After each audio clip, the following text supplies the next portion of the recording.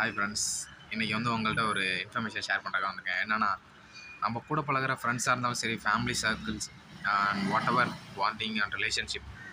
So இந்த உறவுமுறையிலலாம் நம்ம ஒரு 100% உண்மையாக இருக்கோம் அப்படிங்கிறக்காக ஆப்போசிட்டில் இருக்க பர்சனும் 100% நமக்கு உண்மையாக இருக்கணும், ட்ரஸ்டபுளாக அண்டு அந்த ரிலேஷன்ஷிப்பை பாண்டிங்கை மெயின்டைன் பண்ணணுங்கிறது அவசியம் இல்லைல்ல.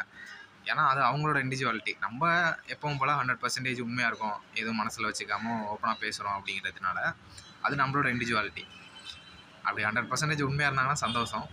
அதே நேரத்தில் அவங்க எப்படி மெயின்டைன் பண்ணுறாங்களோ அந்த ரிலேஷன்ஷிப்போ பாண்டிங்கோ, ஸோ அதே மாதிரி நீங்களும் அதை மெயின்டைன் பண்ணிக்க. சப்போஸ் அது உங்களுக்கு எப்போயாவது தெரிய வரப்போ, இல்லை வேறு ஒருத்தவங்க சொல்லி உங்களுக்கு அவன் அப்படி சொல்கிறான், அவங்க அப்படி சொல்கிறாங்க, அப்படி பண்ணுறாங்க அப்படிங்கிறப்போ, அது ஆல்ரெடி ஆனால் உங்களுக்கு அந்த கேரக்டரை பற்றி தெரிஞ்சிருக்கும். ஸோ அப்போதைக்கு நீங்கள் அவங்க மனசு கஷ்டப்பட தேவையில்லை. இதை பார்க்கும்போது எனக்கு புக்கில் படித்த ஒரு லைன் ஞாபகம் வருது. என்ன லைன்னா, நீ முகம் பார்க்கும்போது உன் கண்ணாடியில் இருக்கும் அழுக்கு உன் முகத்திற்கு சொந்தமில்லை, அதுபோல் மற்றவர்கள் உன் மீது வைக்கும் எண்ணமும் சிந்தனையும் உனக்கு சொந்தமில்லை. ஸோ புரியும்னு நினைக்கிறேன். நம்ம கண்ணாடி பார்க்கும்போது அந்த கண்ணாடியில் இருக்கிறதுக்கு நம்ம முகத்தை எந்த டேமேஜும் பண்ண போகிறதில்ல, இல்லை நமக்கு அந்த அழுக்குக்கும் நம்ம ஃபேஸுக்கும் சம்மந்தம் இல்லை. ஸோ அது மாதிரி அவங்க நம்மளை பற்றி என்ன வேணாலும் நினச்சிக்கிட்டாலும் அது அவங்களோட கருத்து.